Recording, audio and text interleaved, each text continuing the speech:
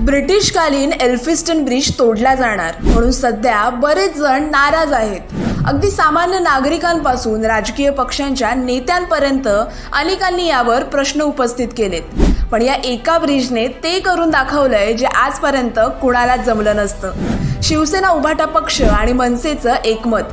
ब्रिजच्या एका टोकाला शिवसेना उभाटा पक्षाचं तर दुसऱ्या टोकाला मनसेचं आंदोलन सुरू होतं। याचं कारण एकच, एल्फिस्टन ब्रिज। लोकांचं स्थलांतरण, इमारती पाडण्याचं काम आधी करा, मग ब्रिजला हात घाला, उलटं काम का करताय असा सवाल मनसे नेता यशवंत किल्लेदार यांनी केलाय। तर दुसरीकडे विकास हवा पण आम्हाला विस्थापित करू नको असं भाष्य शिवसेना उभाटा पक्षाचे आमदार अजय चौधरी यांनी केलंय। त्यामुळे आता 10 एप्रिलला आणि नंतर 15 एप्रिलला तुटणारा पूल अजूनही तसाच आहे। त्यामुळे येत्या 2 वर्षात खरंच डबल डेकर ब्रिज तयार होईल का? तुम्हाला काय वाटतं? कमेंटमध्ये नक्की सांगा।